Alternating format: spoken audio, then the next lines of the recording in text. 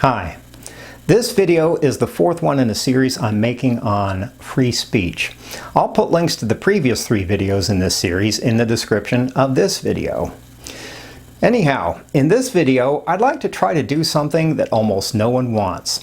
To take a balanced, even-handed look at Jordan Peterson, who in my estimation is the most well-known and provocative advocate of free speech over the last few years. The reason why I think that no one wants to hear that sort of thing is that Peterson is also one of the most polarizing characters on the scene today. Most people either love him or hate him. Consequently, what his fanboys understandably want to hear is an uncritical defense and celebration of his points of view, while his detractors are equally eager to hear a vehement disparagement of them. But as I said, my goal here is to do neither of those, but to engage in a balanced, even-handed appraisal of Peterson's strengths as well as his weaknesses, and then to give an overall sense for what I feel is the magnitude and importance of each. This approach, I anticipate, will disappoint and irritate pretty much everyone, fanboys and detractors alike. But I feel it's still important to do, mostly because seeing our fellow human beings as either complete heroes or utter villains seems like such an immature and myopic habit, and one that our world would do well to get past, mostly because it's not very representative of the reality we actually inhabit. Anyhow, let's take a minute or two to deal with a few qualifiers as well as to outline my own personal biases. First, this video will be based upon my own personal contact with Peterson's work, which has been primarily through a relatively small fraction of his YouTube videos and public interviews. His oeuvre in this domain comprises many hundreds of hours of material, probably multiple thousands of hours at this point, and I've watched only a relatively small fraction of it, probably on the order of 80 hours or so. Second, I'm consequently much more familiar with Peterson as a public advocate of free speech than I am with the details of his academic scholarship in psychology. Third, as is probably obvious to those of you who have viewed my previous videos in this series, I already feel a fairly immediate and positive kinship with Peterson, which is based upon several significant parallels in our thinking and in our lives. First, and most obviously, we both cherish and are willing to defend the value of free speech in public forums like YouTube. In addition, we've both been working for many years within the domain of academic psychology. And compared to most psychologists, we both have a rather unusual interest in existentialism as well as in historical forms of totalitarianism. As a consequence, he and I share a markedly similar anti-totalitarian bent, which is very much conjoined with our advocacy of free speech. And finally, we're both North Americans, and we're both around the same age. He was born in 1962 in Canada, and I was born in 1960 in the United States. So, all of these parallels probably make my own point of view at least somewhat favorably biased toward his. Still, I sense that there are some significant personal differences between us, some of which will probably become apparent in the course of this video. For now, just let me say that I seem to have a much less pronounced aversion to chaos than he does. My prescription would not be for us to clean our metaphorical rooms, for instance, or to discover antidotes to chaos as if it were inherently poisonous. After all, as one of Peterson's favorite thinkers, Friedrich Nietzsche, once said, one must still have chaos within oneself to be able to give birth to a dancing star. So, my own prescription would be to seek fruitful ways of balancing life's inevitable dynamics of chaos against those of order in our lives. Beyond this, however, Peterson seems to approach many of the issues du jour from the perspective of an underlying Christian ethos, whereas my own is much more Buddhist, which is probably related to the different ways that we see chaos and order. From a Christian point of view, chaos is more or less akin to the idea of sin, and hell is where chaos reigns supreme. But from a Buddhist perspective, both chaos and order are simply manifestations of life's fundamental impermanence. The idea that everything that is ordered in our world will eventually dissolve into chaos, and everything that is chaotic will eventually give birth to new forms of order, which is ultimately the central operative principle of reality itself. Anyhow, with all of those qualifiers and preliminaries out of the way, let's look at what I see as Jordan Peterson's great strengths. First, and unsurprisingly, I think there is great trenchantcy and value in his critique of what I'm calling enslaved speech, which is the antithesis of free speech and which has to do with the ways that we limit and manipulate people's speech that are not genuinely necessary, but that are merely the product of our ideological agendas and preferences. His principal line of critique seems to be that the desire to enslave other people's speech, especially by way of both compelled speech and disallowed speech, is mostly a manifestation of the totalitarian impulse. Basically a product of people's control issues run amok, most especially in conjunction with the dynamics of resentment that arise out of a frustrated will to power and a corresponding desire to see responsibility for our lives as lying mostly outside of our own personal agency.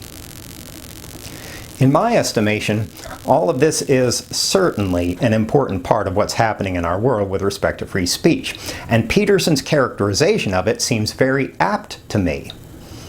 But as I explained in the previous video in this series, I would also add that riding right alongside all of that, and in addition to it, is a genuine heartfelt desire to improve our world, but one that has unfortunately lost sight of life's hard psychological realities, and most especially those that have to do with the self-defeating effects that predictably occur when we try too hard to suppress and repress the parts of life that we find ugly, inappropriate, unfair, etc.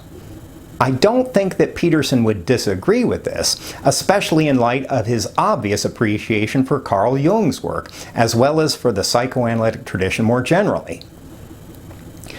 In any case, it seems to me that another one of Jordan Peterson's great strengths has to do with something much less conceptual. It's his extraordinary level of personal courage. That is, the extent to which he's willing to express and defend his views on free speech, and more specifically, his objections to compelled speech, even when doing so puts him at considerable personal risk.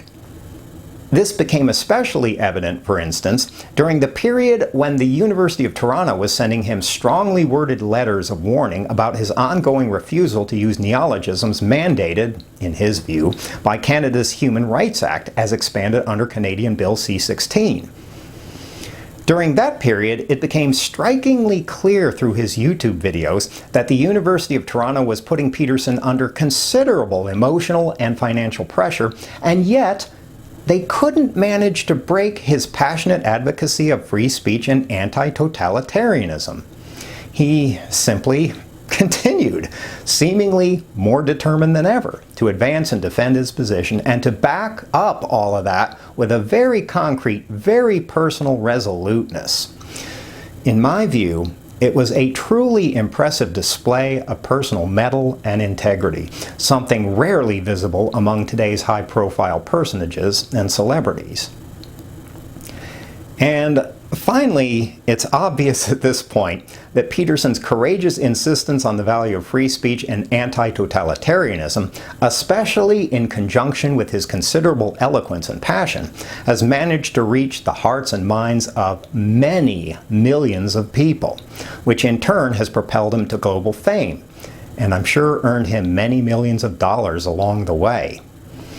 In his somewhat comical way of putting it, he's learned how to, quote, monetize social justice warriors.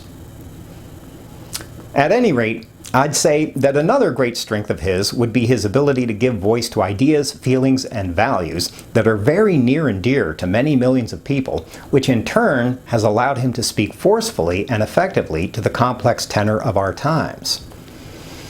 This is, of course, quite rare among academicians, and his ability to bridge the gap between the academic world and the world of common concern is much to Peterson's credit. All in all, I would say that Peterson's positive contribution to our world is immense. He's equally adept at pointedly characterizing many of our world's prevailing problems and pathologies, as well as providing potent and practical correctives to them. So, all things considered, I'm very happy that Peterson has managed to gain such a large audience for his views, especially on free speech. And I take special joy in the fact that one of my own professorial brethren in psychology is playing such a substantial and influential role in that discussion. Excuse me. In light of that, my analysis of his shortcomings is probably mostly a matter of quibbling over details rather than disagreeing on fundamental principles. That's because the good that he is doing seems so immense that his relatively few flaws shrink into insignificance in comparison. But still, in the interest of being balanced and even-handed, I feel it's important to make note of them. So, in light of all of that, what would I see as Peterson's principal shortcomings?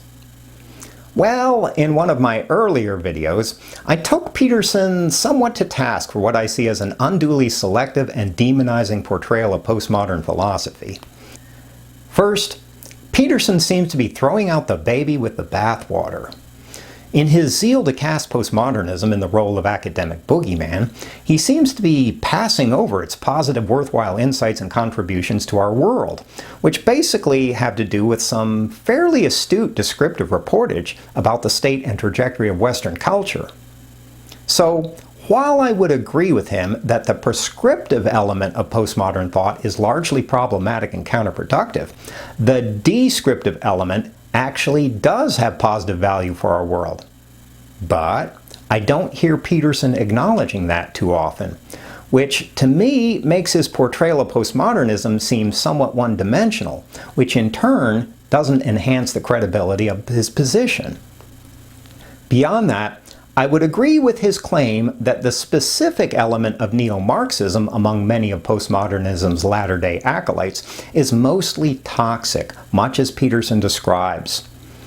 However, I find that a neo-Marxist emphasis is relatively uncommon among postmodernism's seminal works, most of which have to do with language, semiotics, meaning, and the hermeneutic rendering of texts. So, all things considered, it seems like a distortion to claim that postmodernism as a body of thought circulates specifically around promoting neo-Marxism. If anything, it circulates around language, and today's specific emphasis on forms of neo-Marxism seems mostly like a departure from the more primary corpus of postmodernism's original texts and theories.